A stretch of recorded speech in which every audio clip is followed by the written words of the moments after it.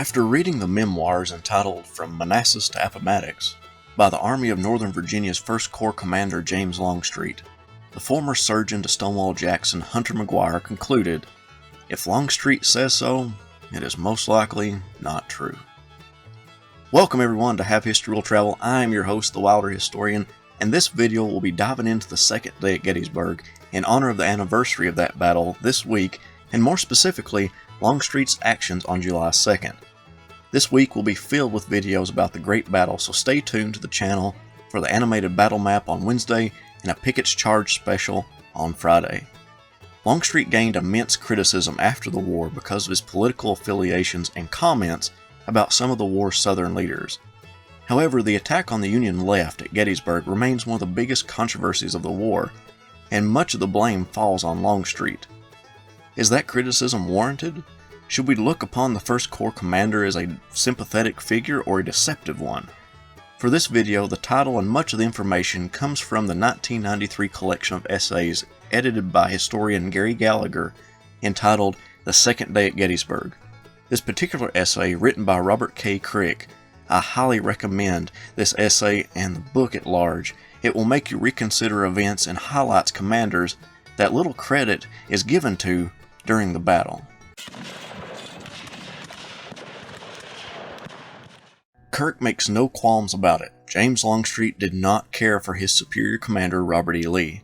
He said as much in his letters in October 1862 after Lee took command of the Confederate Army in Virginia from Joseph E. Johnston. Longstreet highly favored Johnston and told him that in that month that the Army wanted rid of Lee, saying, "I feel that you have their hearts more decidedly than any other leader can ever have." The men would now go wild at the sight of their old favorite. As Kirk explains, his statement was an idea either patently dishonest or else breathtakingly out of touch with the ranks. Longstreet is famous for shifting blame away from himself, and Johnston helped in his effort. At Seven Pines, Longstreet was instructed by Johnston to move his men northeast, but instead marched in a completely different direction, which clogged the road that General Benjamin Huger was supposed to use for triggering the attack. Johnston protected Longstreet's mismanagement and blamed Huger. After McClellan was driven away from the gates of Richmond, Huger would be sent away to the Trans-Mississippi Department.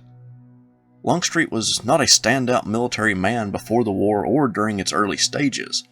At West Point, he finished 54th among 56 graduates in the class of 1842. Kirk humorously states that his worst mark was 55th in ethics, behind even the spectacularly unethical Earl Van Dorn, who was a well-known adulterer. Longstreet sulked around and was famous for pouting when he did not get his way.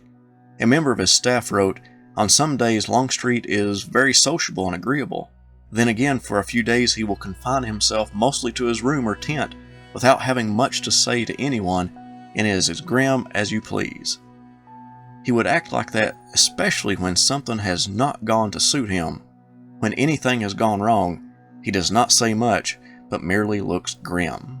A staff member of Jeb Stuart commented that Longstreet impressed me then as a man of limited capacity who acquired reputation for wisdom by never saying anything. The old story of the owl. I do not remember ever hearing him say half a dozen words beyond yes and no in a consecutive sentence, though often in company with his old companions of the old army. It's that pouting that Kirk focuses on when explaining the debacle of what happened on July 2nd, 1863 at Gettysburg. Longstreet truly believed that he knew better than Lee and balked at the thought Lee should tell him what to do. It is no secret that Longstreet and Lee disagreed on what to do on the second day. The Army commander thought it foolish not to follow up on a successful engagement the day before, and the Corps commander favored breaking off the engagement and hopefully positioning the Army between the Union Army and the capital, Washington, D.C. Lee rejected disengaging and ordered Longstreet to use 2 of his divisions, one under Lafayette McLaws and the other under John Bell Hood, to attack the Union left, which would become famous for places like Little Round Top, Devil's Den, and the Wheatfield. Longstreet moved with incredible slowness, living up to his nickname a soldier gave him of Old Snail. First, he delayed because one of his 8 brigades ordered to make the attack had not come up yet, which was the Alabamians of Evander Law. However, that was not the reason to hold off the attack, because even after Law arrived, the Corps commander only then started preparations for battle, something he himself admitted. He absolutely could have began positioning troops, but decided not to, pouting that he did not get his way. Instead of positioning his men, he lounged under a tree with Hood, grumbling about having to attack. The next example of Longstreet's sullen demeanor during the second day revolves around Robert E. Lee's engineer officer, Captain Samuel Richards Johnston. At 4 a.m. on July 2nd, the captain rode from the northern end of the battlefield at Willoughby Run to the Round Tops on the southern end. To aid Longstreet in his preparation for the attack, Lee sent his engineer officer to Longstreet as someone who knew the ground well and could provide needed information about the Union Army's positioning. Kirk explains Longstreet's mentality when he states that Longstreet decided to play an ugly game with misguided Lee and with thousands of unfortunate soldiers and the destiny of a mighty battle, by taking the ludicrous position that Sam Johnston really commanded the march. He was Lee's man on the spot, and this wholly silly march and attack were Lee's idiotic idea, so let him have his way, and then we'll just see who really knows best.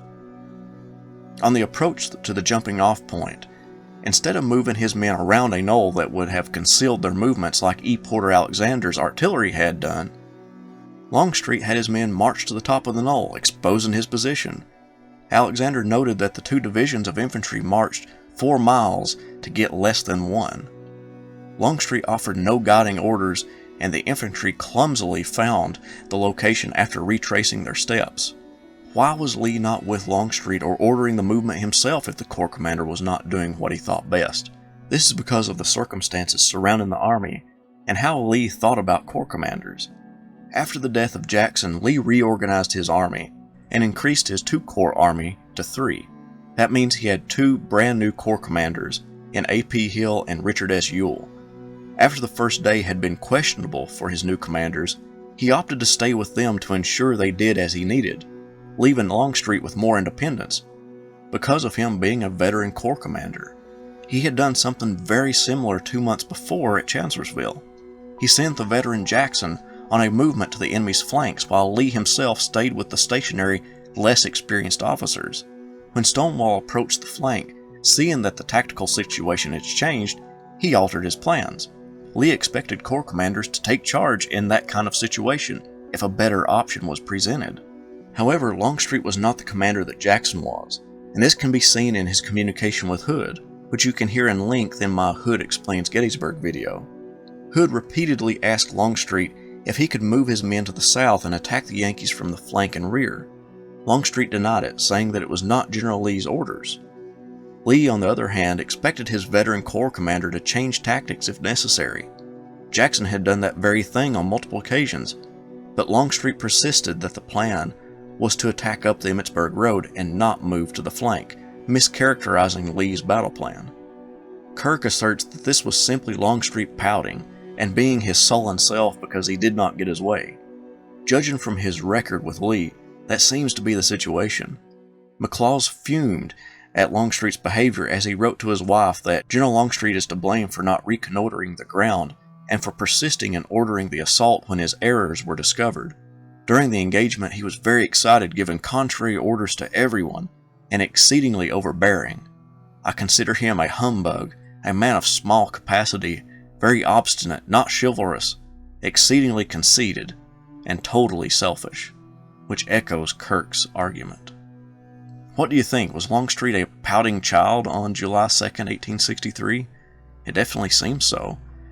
His dislike for Lee and the belief that he knew better may have gotten the better of him at Gettysburg, and that spelled doom for the Confederate attacks. Lee assumed that his veteran Corps commander would make the appropriate decisions, but did not factor in Longstreet's disdain for Lee ordering the attack. Thank you all so much for watching. For the anniversary of Gettysburg this week and part of next week will be filled with episodes dedicated to the Great Battle, so check in Wednesday, July 1st for an animated battle map, and Friday, July 3rd for a special Pickett's Charge video, and I will not be forgetting Vicksburg. On July 4th, I will put out a video dedicated to that battle as well. Thank you all again, and have a great day.